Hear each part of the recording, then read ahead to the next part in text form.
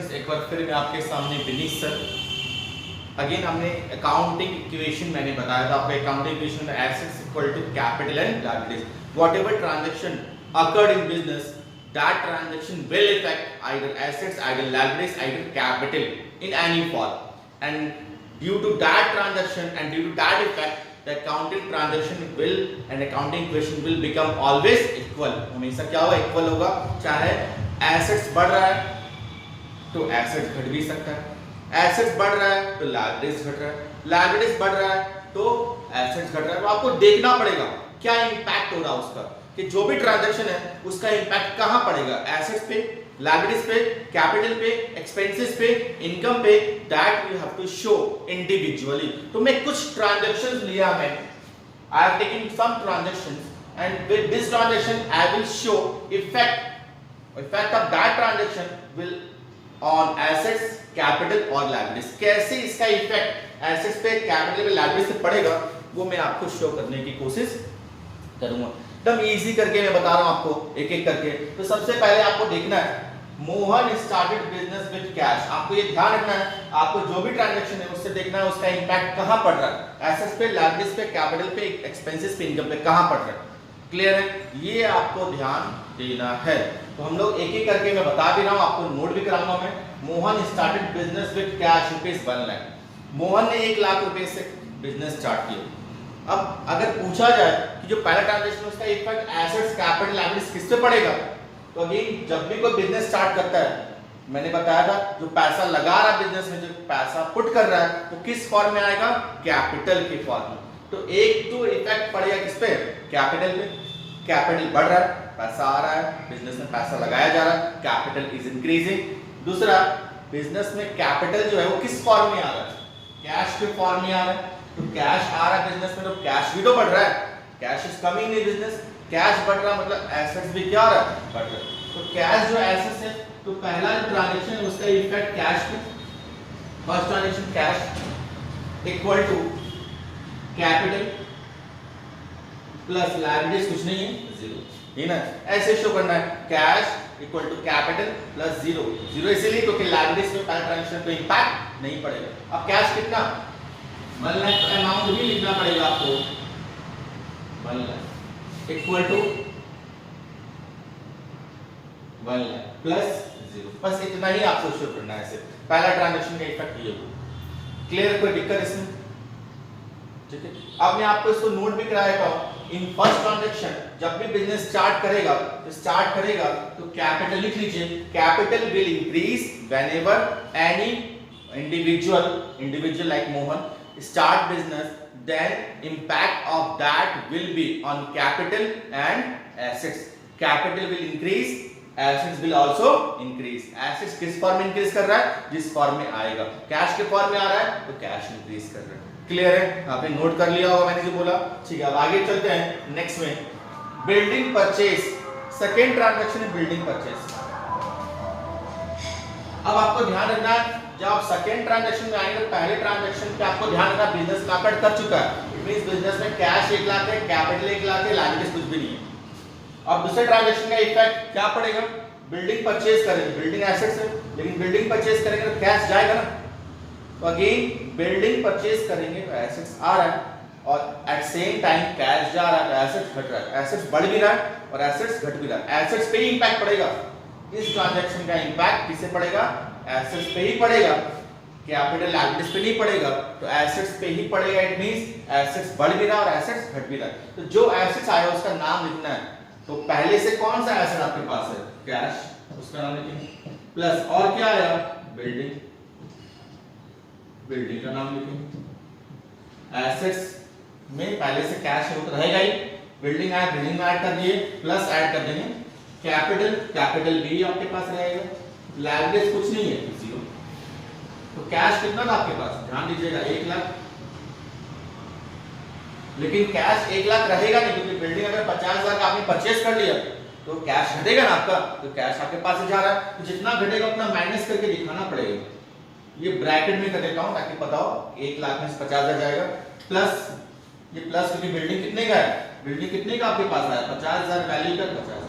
Capital 1 lakh का 1 लाख ही रहेगा, capital पे कोई इंपैक्ट नहीं पड़ेगा, कैपिटल पे कोई इफेक्ट नहीं पड़ा इस ट्रांजैक्शन का।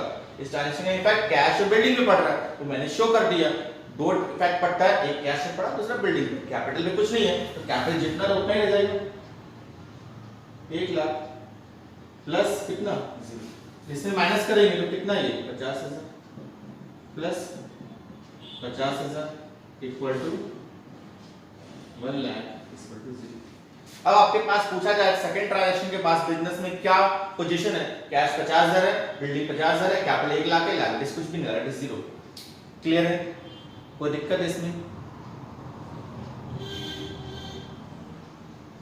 कोई दिक्कत? आगे चलें, चलिए। अब अगर अगेन इसका इंपैक्ट कुछ है, whenever building is purchase, one assets will increase, one assets will decrease.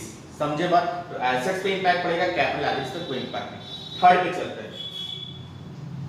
चलते हैं, तो थर्ड में क्या, बैंक लोन। बैंक लोन कितना लिया, 5 लाख रुपए का बैंक लोन लिया।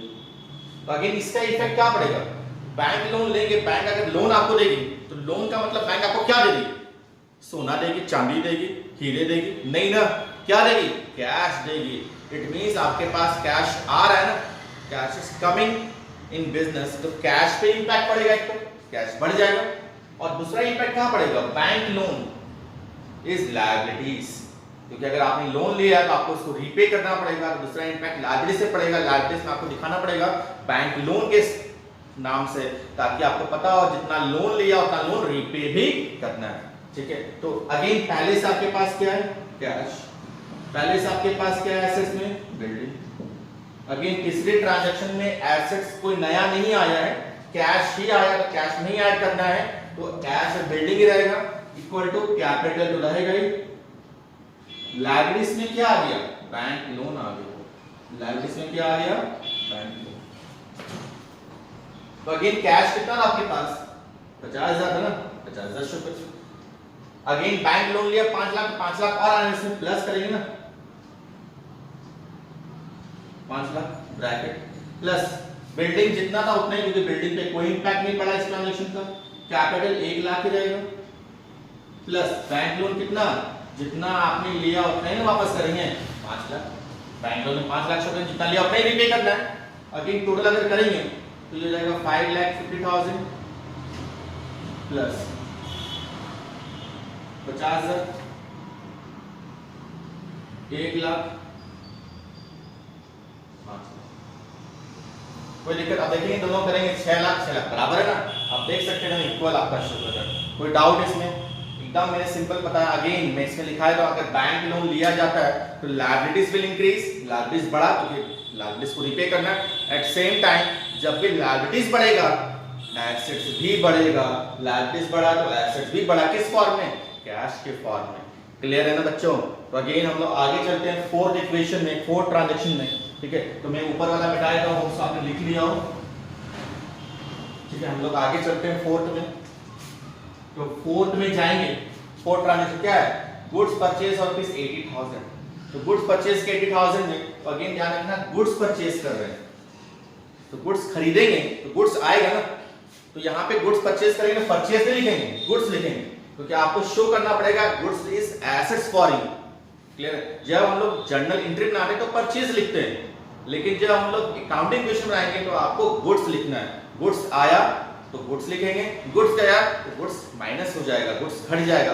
तो अगेन आपको शो करना पड़ेगा आपके पास कितने का स्टॉक, कितने का गुड्स बिजनेस में है। तो गुड्स परचेज करेंगे तो एक हो गया गुड्स, लेकिन परचेज करेंगे 80,000 का तो कुछ जाएगा, कैश जाएगा, तो कैश क्या होगा, घट जाएगा।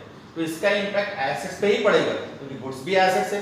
तो एक नया एसेट आपके पास आ रहा है, तो यहाँ पे आपको लिखना पड़ेगा कैश पहले से, बिल्डिंग भी पहले से आपके पास है। एक नया एसेट आपके पास आया, क्या, goods, goods equal to capital plus bank loan, plus क्या हो जाएगा, bank loan plus bank loan. अब आपके पास कैश है, तो आपको देखना कैश आपके पास कितना था, 5,50,000। लास्ट इक्वेशन से पिक करना आपको 5,50,000 अब देखना कैश घटा या बढ़ा, कुछ हुआ कैसे इम्पैक्ट इस ट्रांजेक्शन में। गुड्स परचेज करेंगे तो कैश 80,000 जाएगा ना, तो माइनस करेंगे 80,000 ब्रैकेट में। बिल्डिंग पे कोई इम्पैक्ट नहीं, तो बिल्डिंग 50,000 ही रहेगा।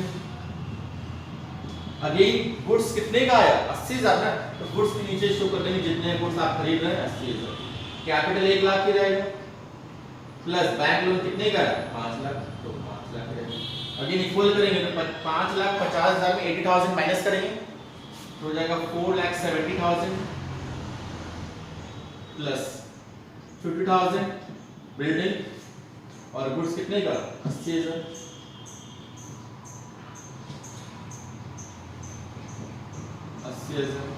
कैपिटल कितना